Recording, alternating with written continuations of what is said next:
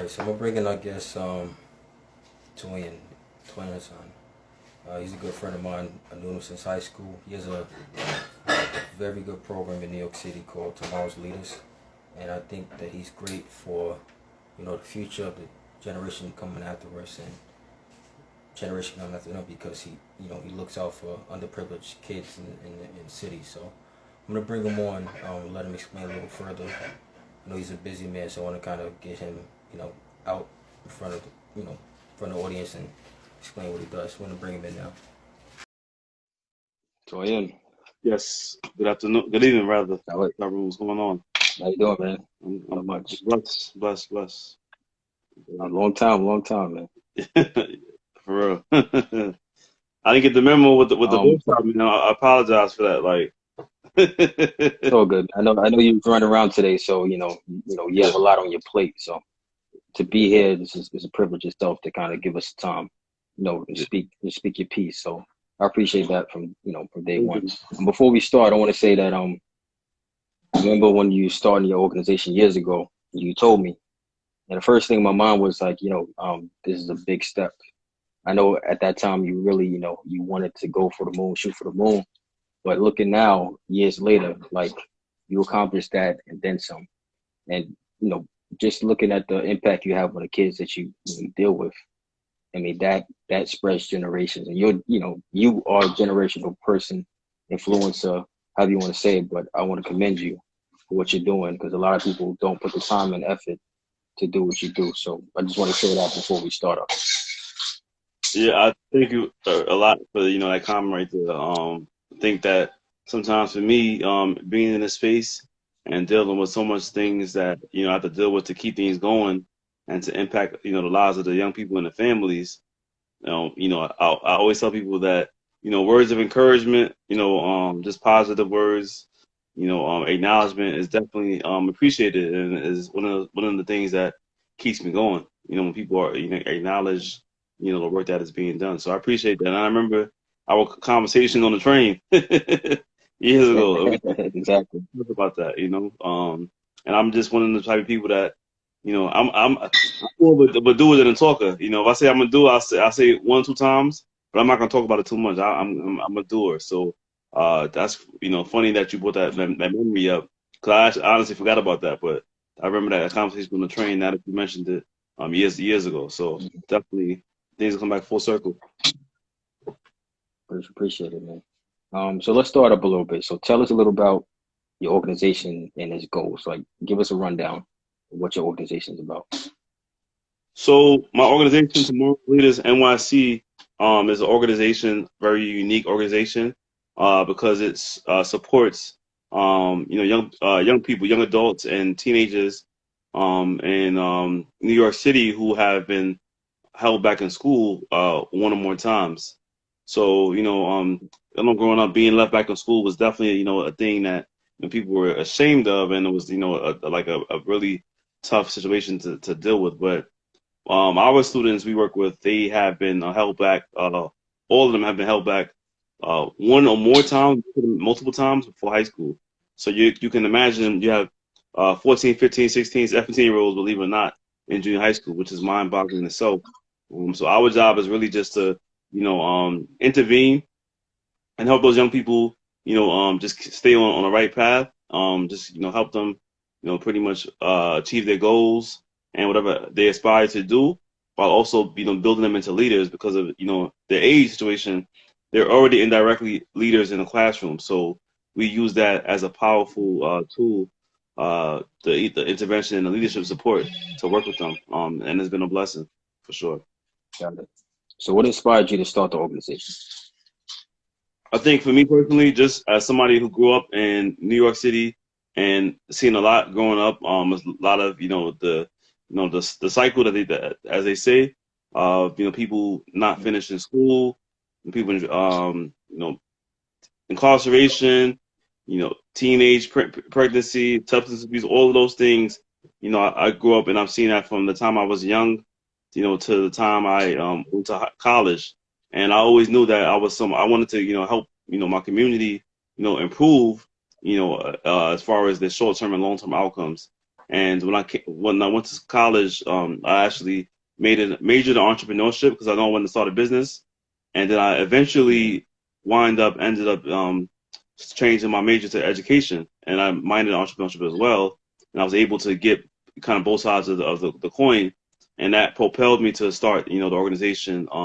After a couple of years working with different nonprofits in New York City, and realizing, like, the time when I met you, I saw you on the train, and I want to do my own thing. I want to start my own, organization. No disrespect to anyone else, but I always believed that, I had the power, I had the experience, I have the knowledge, and I have the connections to be able to do, similar things that a lot of these organizations and schools are doing to support young people and their families. So that really just propelled me. And then when we talk about the population specifically, New York City is a very, competitive place when you started a business, whether it's a for-profit or non-profit. And, to me, and this is my advice to anybody who is trying to start their own business, for-profit or non-profit, how do you stand out? How are you unique? What makes you different from the competitor or the other business? And for me personally, I know there's a lot of support services for young people in New York City, great organizations that are doing wonderful things.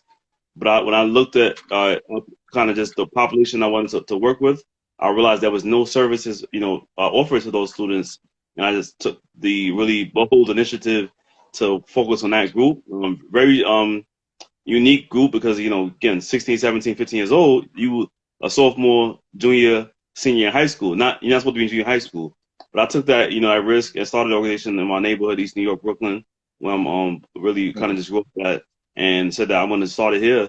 And, with no dollars to my name, I went around, just sharing my idea. And, one school said, "Here, we're going to give you a chance. We'll give you $1,500 to work with 20 kids. If it works, it works. If it doesn't, it doesn't." Mm-hmm. And that, opportunity opened the door to something that is now 9.5 years in, so I'm really blessed. That's a big thing. That's a big thing, man. Just to chime in on what you said about, the kids and, getting left back and going to different grades that, they're not ready for, or, whatever have you. How do you define what an overage student is? Like, what's your definition of an overage student? So the definition of overage student, so an overage student would be typically looked at as a student who's not in the right school grades. That's what overage, whether if you are 13 and you are in 7th grade, you're supposed to be termed as overage. However, the New York City Department of Education, for whatever reason, never understood why they classify overage students as students who are 2 years or more older than the actual current grade. So our students that we have in our program, I would say 80% of them are overage by 2 years by the definition of the New York City Department of Education. So our students are 2 or 3 years older than the actual grade that they're in. So again, for people out there that's watching, if you got kids, just imagine your child, your son or your daughter being in school as an 11-year-old and being in a class with a 15, 16-year-old. That's not right at all. And it's something that has been going on for years and it continues to go on. So that's pretty much really the focus or the term overage is. So let me ask you, what can the city or the Department of Education do better to offset, factors that lead to, kids being overage students? What can they do to contribute or do better?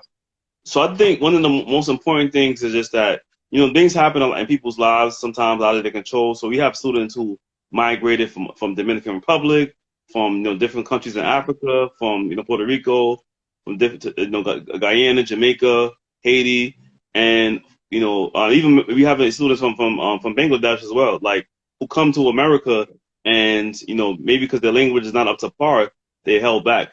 And for a student, to me, I think it should start at the surface. If a student is held back for any reason, it should be mandated that they should be receiving social, emotional, and academic services the following year after they are retained. And I know that somebody who's been in this space for 9 years now, that has not happened at all. And it's really, really a shame because there's thousands of students who fall into this category for not receiving support. Even when we speak to our students initially about kind of just how they feel about being left back, and how did they ever receive any services, the majority of them said that they have never received any type of support services before or after they were held back in school. So I think it starts with mandating support services for students who are retained in school. Got it. Now, speaking of school, with the pandemic, a lot of schools been closed. How has that made your job difficult, or has it made the things harder for you to, to extend your program, your outreach? How's the pandemic affecting you personally and your business? Yeah, so I think when I remember the beginning of the pandemic, people definitely. I heard this from a couple of people within higher ed or in the government. They talked about how the remote learning was going to be like a new thing, and for somebody who has really been doing this for a year now with the remote learning, I know for a fact, and I can speak for a lot of educators and people that are working with youth and families as well, that this is not it. This definitely, is not it. You have a lot of students who are not signing on remotely at all. A lot of students who are at home and maybe not the best, environments, but they're confined to their homes because of different things. Some students, see this as kind of free time. Unfortunately, they, I've been in situations where I've seen live school day students in the park playing basketball when it's supposed to be school day. So this remote learning, is not really beneficial to, I would say, just general ed students. But I think that when you talk about Black and brown communities in particular, it is definitely not benefiting. And one of the things I'm honestly, I'm afraid of is that, we talk about the achievement gap before this pandemic. And from what I've seen this year, I think the achievement gap is, unfortunately going to grow even more because of the lack of support services or the lack of structure that was really in place to begin with at the beginning of this pandemic for remote learning. So it's been really a struggle. We are just now getting into a nice groove as far as like remote learning. But most of our work right now is being done in person. But the remote learning, definitely not, effective. I've even seen, educators who just feel like, no, I don't want to teach students remotely. So if you have, adults who are supposed to be teaching the students, online, if they're feeling that way, just imagine how the students are taking that as well. So the remote, learning has been a challenge for sure. Got it. So let's say, pandemic aside, let's say you have a couple kids you bring to the program. Yeah. What do you do? Sometimes, like you said, kids are hard-headed sometimes. They don't do what they're told or don't do what they're supposed to do. Yeah. How do you keep them on track to, achieve the goals that you guys collectively agreed on? How do you keep encouraging them to keep going and keep pushing? So I think, one of the things that, I was telling somebody the other day that, I'm blessed with is the fact that, number one, that I'm a person of color. So I can easily relate to the students more times than not. And then also I tie that into my personal and professional experiences in life, whether from my family, from, when I used to play basketball in high school, from, my work experiences, and even knowing and hearing the experiences of other people as well.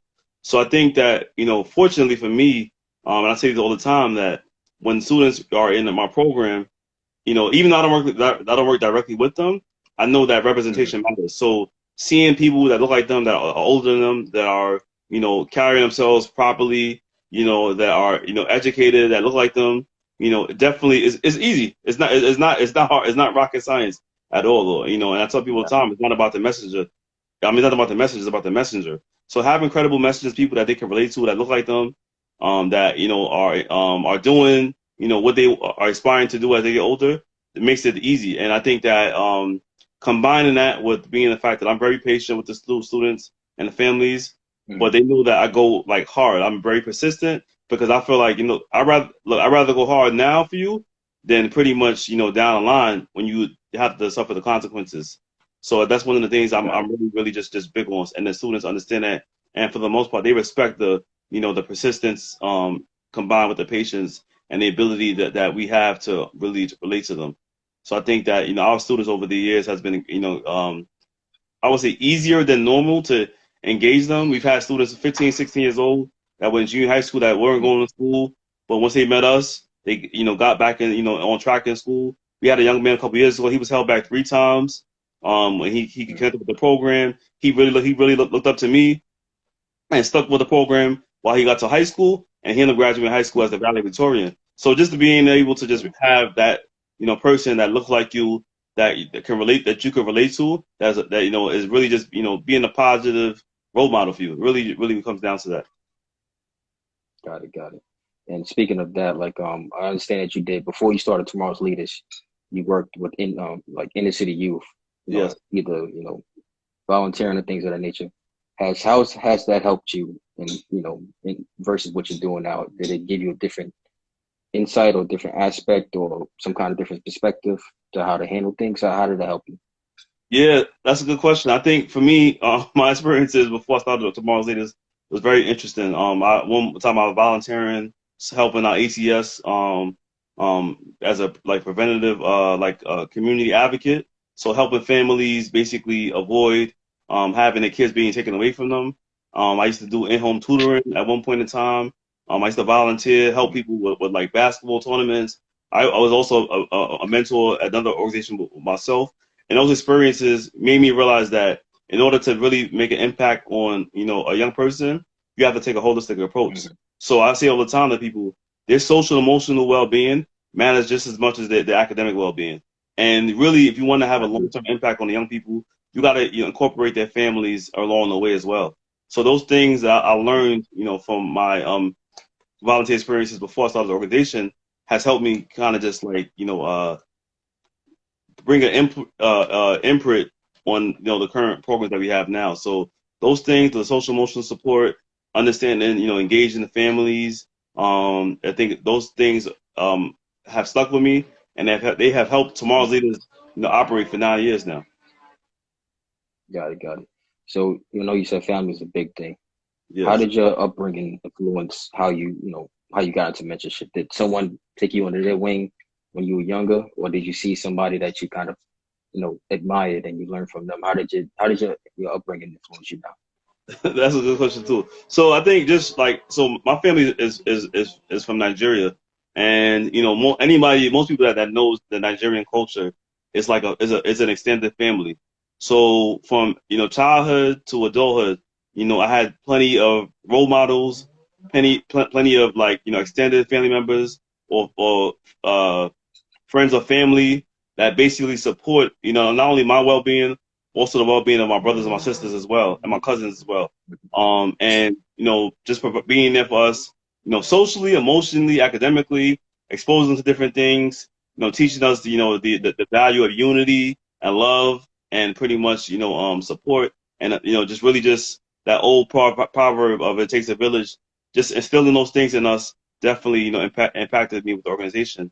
And then also my experience, I always say this all the time, playing basketball, just like the type of the camaraderie and pretty much the adversity and the triumphs that I experienced in all my years of playing basketball, definitely were things that I know that the best teams I played for, we went through ups and downs together, but we were able to overcome it because those ups and downs brought us closer together.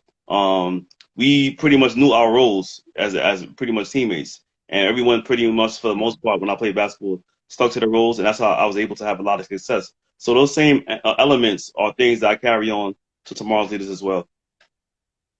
Got it. It's a very good point. So speaking of basketball, I know you guys have like the tournament that you guys conduct. You have a lot of different programs that cater to different people, different things, interests. Yes. The kids. What program of yours attracts the most participants you see? For the most, I know basketball is a big thing in Brooklyn and New York by itself. Yeah. So which one attracts the most people to come through? No question. I was telling one of my staffers yesterday. She just started with the organization, and I was telling her the basketball tournament, and just not even just for my love for basketball, but knowing what basketball on a larger scale means. Around even when we talk about the NBA, like it brings people together. And for me, 5 years ago, one of the principals that we were working with at the school, she's telling me she was having issues with keeping some of the students engaged in school. They were having attendance issues. So one of the things that I kind of just thought about was this: what's one of the ways that can keep them together or engaged? And I thought about basketball, and we started up with no money in my pocket, just getting 5 schools from around Brooklyn to come and participate, basically. And I saw like how that created a strong relationship between students and teachers, schools and parents, schools and in the community, and how like from like 4 to 8, everyone like in you know in that area of Eastern York like was in the gym like looking forward to tomorrow's leaders the basketball tournament and seeing like you know so many pretty much you know it's almost like a networking experience as well. So many you know kids and schools and people you know network and connect with each other. It just showed me that like look just like this is all love. This is all love, and pretty much people just are looking forward to being a positive environment. You just have to create it, you know. And I think that pretty much has set the tone for the basketball tournament. And now we've, you know, been doing this for 5 years now. Now I was telling somebody this recently too. The last year, we would have did it this year, obviously, if it wasn't for COVID. But the last year, we had a tournament. We had schools from from 4 boroughs. The only borough we didn't have, funny enough, was Queens. We had schools from Staten Island, Brooklyn, Manhattan, and the Bronx. And it was just an amazing experience.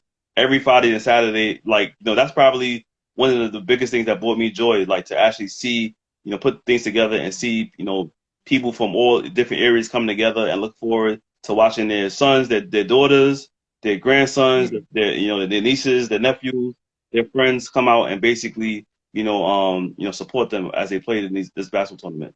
So that's pretty much the thing that brought, you know, us most people together. I would say on average attendance on a good day, we have about 250 people in the gym you know, on a good day, which was, like I said before, that's keeping a lot of people, you know, off the street, and a lot of, you know, it's bringing a lot of schools and families and even, you know, different communities in Brooklyn and the city together as well. So that's, to me, the thing that has brought the most attention. That's great, man. That's a good positive distraction, if I can say that. You know, everybody knows about basketball. I like that. Basketball in New York. That's a good thing. Yeah. It's amazing. Also, you said that you pretty much got that started with like basically $0 in your pocket. Yes. So for a nonprofit group, how do you obtain funding? Do you have like corporate sponsors or corporate partners? What's your general thing? How do you go about, you know, making the ends, making the means to, you know, keep funding and empowering your company? So I think, you know, one of the things that I always say to people that, you know, has helped me keep this organization alive is my ability to, you know, have grit and savviness. Like, I'm very determined, extremely ambitious. Anybody that knows me know I'm a very ambitious person.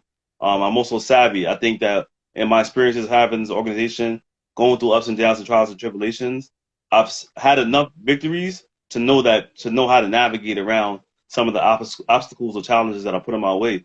And I think that just overall, you know, this is something that, you know, a lot of people don't really speak about too much, but it's just real. Like, you know, there's you know, in the philanthropy space, as far as fundraising and grants and getting money, like the space is racist. I'm gonna call it what it is. I'm not gonna sugarcoat it. So there are always going to be more opportunities given to you know, organizations that are led by, you know, people that are not that don't look like me and you know. And that's one of the things that, to me, always I find it very frustrating and interesting.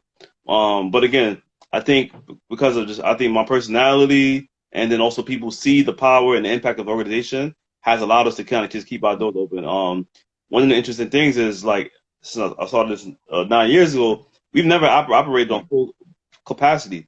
So we've had operated with a bare bones budget every year since I started the organization, and we've had still almost 100% success in the things that we have done with the students. But again, you would think with all of that stuff that funding would become easier, but, you know, just like a lot of things in society, there's a lot of politics, bureaucracy involved in it. And again, unfortunately, sometimes it's like the unseen hand. Like, you know, certain people see, you know, us as a people making too much progress, they're going to basically kind of just derail that. And, you know, one of the things that, you know, I just hope for one day is that, you know, more of our people to come together and not depend on other people to kind of just, you know, to kind of just keep our doors open or to allow us to have the impact on our community. Like, it's great. It's a more profound, and I'm going to be honest with you, and there's nothing, no disrespect to any, you know, body that is not Black or Hispanic, but, you know, I think one of the biggest, you know, accomplishments I got when I received a grant from, you know, a Black-led philanthropy group of women. That would and that amount wasn't, you know, that much compared to, you know, what I get from a lot of other organizations and foundations. But, you know, to be recognized and be supported by your people from your community, to me, that just really just resonated with me, and also resonated with the students and the families that we worked with as well. So I think that's something that I just want to just see more of us support each other. That's good, man. I mean, that, that's a privilege to have. Like you said, to be, recognized by your peers. Someone that looks like you, a group that looks like you, and then they see the good work you're putting in on a daily basis. I'll take that over any kind of money any day of the week, because that builds your fire to keep going. Because, if you get that kind of recognition, you can say, look, I could take that. Yeah. It'll multiply my drive by 2. But I commend you for that. I think so. I know you. Just even saying that, I think I just want to put out there, like, it may not seem like it, but I can really just speak for it. Like, there's nothing like being supported by your own people. Like, there is nothing like that, because there's a myth, and there's many times a preconceived notion that Black people don't support Black people, or Black people hate each other, or Black people do all the negative stuff. So just to really just come to that by showing examples of Black group led organizations, or not even just Black, but also Hispanic led organizations, or Black and Hispanic individuals support the work of somebody of their background or ethnicity, doing work to support the community is powerful, and that's something that I think that we need to be able to celebrate that and recognize that more as a community. I agree, brother. Trust me. So I know what you bring to the table for your organization. Your grit, your savviness. You have a diverse board of directors, people with different backgrounds. How does that strengthen your organization, and how were you able to bring a group of such diverse people together for one common goal? That's good. That's a good question. I think the diversity right now within our board is really just around their backgrounds, as far as their professional backgrounds. So having a lawyer, having somebody that is in HR field, having somebody that's in mental health field. We've had board members who've been in the finance industry, but also have board members that have been in education entity as well.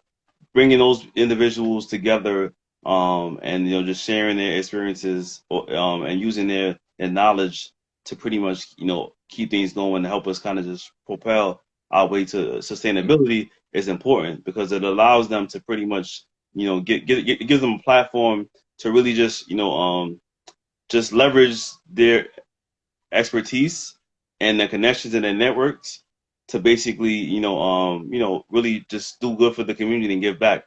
So I think that's something that always been powerful. And then again, going back to what I said earlier, I'm very, very intentional about engaging people that are serving with the organization within in some type of way. So maybe from time to time I may have them come and volunteer, or come speak to the students. So it's to feel that connection, because the worst thing I want is for people to just throw money at a problem and just like remove themselves. So having them, being engaged and seeing the work firsthand, or meeting students, or meeting parents, or meeting people from the schools, kind of just resonates with them stronger, and it makes them kind of just feel like this is real. I'm proud to be supporting this organization, and basically I'm gonna just continue to basically do my part to make sure this organization continues to exist. And I think that is a powerful component that I've been able to implement. Got it. It's good, man. I mean, like, you have a strong team behind you, so I can see sky's the limit at this point. Absolutely. I know we're like halfway through 2021. Yes. I don't know how 2021 has been for organizations thus far, but how do you see 2022 going, or next year? What do you want to improve on as you continue, as the year progresses? I think the biggest thing is just that we have to just position ourselves to be prepared to receive some money and resources to help our community kind of just get over the hump of like this pandemic ramifications. COVID obviously has had a big social, emotional, psychological, and academic detriment on our community. So, but I think that with this new administration, I think that they've put a lot of money into basically schools and programs that's focused on social, emotional, psychological, mental health, and education. I think position ourselves as an organization to get some of those money and resources to help us, help out, continue to help our community is important. I also think that for myself personally, one of the things I love doing, I love, helping people kind of just build, their product or build up their entity. So in the next, few months to a year, one of my biggest goals is actually to start to consult with schools around New York City and around the country as well, to be able to kind of just, show them, things that I've learned over my past 9 years of doing this organization that can help them, sustain or strengthen their work as a business, as a school, as a nonprofit organization. So I'm really, really interested and excited to get into the consulting work, because I think that there needs to be more people like me and you that are out there, leading and pretty much having our own businesses though. And I definitely want to just be able to help people get that platform to elevate, their ideas into reality. Got it. All right. So let's go back 9 years, 9.5 years. What advice, basically everything you've been through, trial by fire, learning things through failures, disappointments, or achievements. What advice would you give your younger self 9 years ago? What would you tell yourself to, knowing what you know now?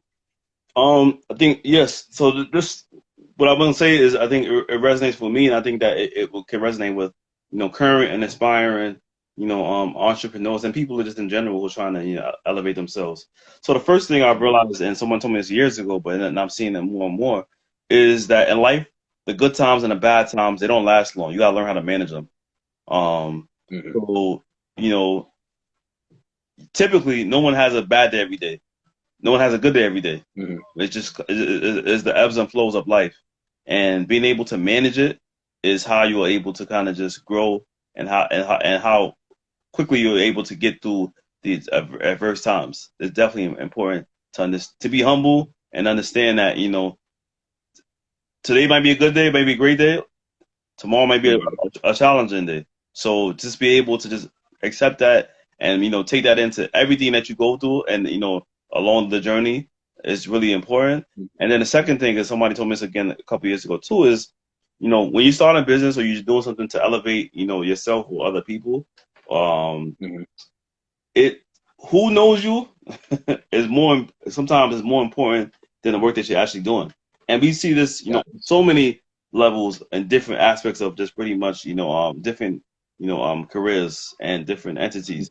You can have the best program, the best business idea, out there. But if you don't have the right people backing you, supporting you, there's only but so much you're gonna go, only but so far you're gonna go.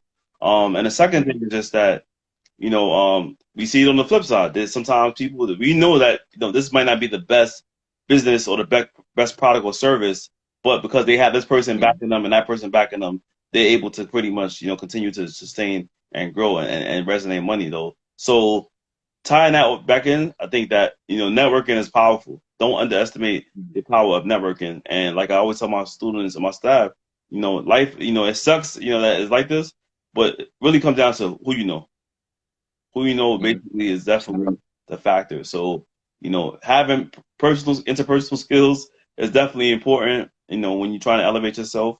So I think that pretty much those are the two things I think I look back at, and I told myself, like, who knows you is more important than the work that you're actually doing, and understand that the good times and the bad times, that don't last long. Like, I know for me personally, like, I'm always, I'm like, I have my days where things are tough, but for the most part, I don't get too high or get too low, because I know that at any moment, things can change. And then the reality is just that I got to factor other things into consideration. The fact that I'm a black man, the fact that I'm pretty much, I grew up in a, what you consider a low income community. I'm trying to I have a business that is there to empower and uplift, the black and brown community. I'm fighting in an environment with bureaucracy, people that are going to be haters, people that are going to basically dismissive. So those things that I realize that come with the territory, of being a business and doing the right things. And I think that the more I'm able to accept that, and the longer I'm in this space, the more I realize, like, look, I'm at peace. Like, I understand that everything is not gonna go smooth and easy. And now I'm at the point where I embrace that. I embrace the adversity and the tough times as well. Got it. Like you said, it's not about what you know, it's about who you know. Yes. So if you have that right person, the right organization backing you, like you can do whatever you want because they, whatever they are, put in the work to acknowledge that or achieve that, acknowledgement. So Absolutely. I definitely agree with that because even when I started my company, when I came out, I had so many connections. Like I didn't have to look for any work. So it's like, people called me up, like, oh, I heard you got your new thing, Yeah. back and forth. So I can definitely agree with that statement. Yeah. I want to flip it on you. Hmm. What advice would you give to a kid that, that's been left back once or twice and doesn't know about your organization? What advice would you give them to, I guess, to stop him from, not stop him from dropping out, but to keep him pushing, make sure that he stays positive and he or she stays positive? What advice would you give them? I think the biggest thing is just that just because you fell once or twice, that doesn't mean life is over. There's plenty of examples out there in the world, of people who have failed multiple times, who have been rejected, who have been cut, who've been fired, who have lost out on opportunities. But they don't give up. They keep going back.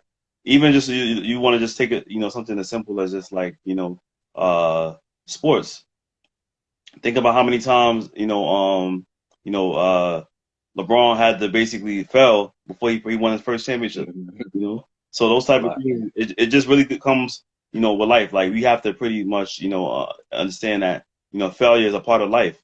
I think, in saying that, I think it's also to understand that, when telling somebody that, I think it would resonate with them more when that support system is there after the times of failure. When somebody Mhm. fails and they fail and they're alone, it's tough. It's tough for them to resonate what I just said. But if someone fails or lose out on opportunity and there's a support system there in place, then I think that they're Mhm. going to be easier. It's going to be easier for them to accept pretty much that failure. Sometimes failure is not always a bad thing. So failure can be a learning experience for the next Yeah. great thing. So and even It's a when lesson. I was saying, for I don't know if the people that watch like that's watching right now. Even someone like ESPN Stephen A. Smith is obviously he's a well known TV personality. He's from New York, but one of the things he's mentioned several times on the air, he got left back in school. You would never think somebody Mhm. like that, with that I didn't know that. platform and his articulate skills was left back. He's mentioned that several times on there. He's been left back in school. So I try to use some of those examples of people who have failed. Remember, he always say Michael Jordan got cut from his varsity team, and I think ninth or 10th grade. So I use Yeah. examples of people who have failed, who have overcome those failing times, in addition to providing the support to make sure that they pretty much feel like they're supported and they're loved in the times of failure. Got it. Got it. Those are good words of wisdom, man. I just want to say thank you for coming on. Like I said, 9 years ago when you told me that you were doing this, Yes. that was a big step I thought you was taking. But now to see you actually taking a step and achieve more than what I thought or even envisioned or what you envisioned, it's a big thing. People that look like me and you provide a spark of positivity with Absolutely. people, of color That's that don't have anywhere to go. sorry to cut you. That's the funny thing is, a lot of people right before I left my last like full time job before I started this, I was telling everyone there, I was like, I want to start my own organization, my own business to help people, and everyone was like, Mhm. yeah, yeah, okay, sounds good, yes. No one doesn't believe me, whatever it may be, but for me Mhm. personally, and I think that I want to see more people like this. Like I got faith in myself first and foremost. So no one, if I Mhm. believe I can do it, nobody's words is gonna ever deter me. And I move, Not, in life with blind faith. I know that pretty much, God is pretty much gonna guide me through the ups and the downs. And I just realized that just keep going, just keep going. Like block out the negativity, the nonsense, the pretty much the bureaucracy, the people that may be hating on you as well. You have a purpose and you have a mhm. mission, and basically that you are going to accomplish that purpose and mission by any means necessary. Got it. Got it. All right. Before we let you go, how can the public get in contact with you? Any potential students or parents, how can they get in contact with the organization? So a couple ways to get in contact with the organization is number one through social media. I mean, everybody got social media at this point. We have Instagram, That's it. Tomorrow's Leaders, Mhm. Tomorrow's with an S at the end, Leaders with an S at the end, NYC. We Mhm. also have Facebook, Tomorrow's Leaders NYC. My website is www.tlnyc.org. Let me just put it actually while I'm saying it. Yeah, you put it with that. We also pretty much, and then people can reach out to me directly. I love helping people. Like I said before, I love people supporting me. So, people can reach out to me directly via email, to support, because I think that, now, with everything that has happened, especially lately, I'm really about like, look, if we want to change our future, like we have to be able to put in the work. And I'm really just about, telling people all the time, it don't have to be tomorrow's leaders. Whether it's an organization or somebody that is doing wonderful work, support them by volunteering your time, supporting them by donating resources, or supporting them by giving money. It could be one, two, or three, or all three, but just pretty much I think that we all have that civic duty and responsibility to be able to do one of those things if we really are serious about pretty much helping change the future. I agree. All right. Well, I want to appreciate you again for coming on. You're a great guest. What you're doing is great, and just keep striving, continue to work, and I'll talk to you later, man. Thank you, man. All I appreciate you. Thank you for having me. Thank you for everybody who also watched the IG Live as well. Much appreciated, and let's all continue to do our job to make this a world a better place. Thank you. I agree. All right. Thank you, brother. All right. Have a good night, man. You too, man. All right.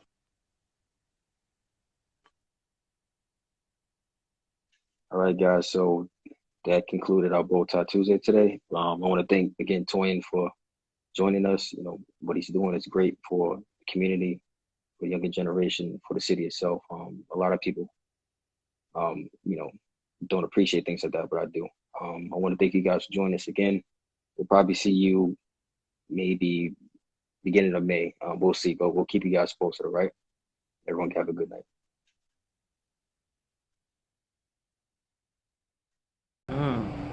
Only you knew how hard it was to write this poem. How hard it was to embrace every cut mark like a lifeline. To say that through God, my skin color is a shade of almond. I can never be bruised. To say that my smile is a page of the Bible. I've learned to love my review. I am scared. I'm clumsy. I'm skinny. I make mistakes and I love it. I cry and I fight, I cry and I fight, I cry, I fail and I fall, but I always get back up. I am no longer afraid. I'm no longer afraid to stumble.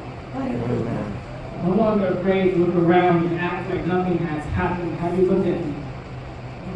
Live in my own skin, see what I've been through to stay true. You know what? I love you. I love you so much. Amen. You're beautiful. Amen.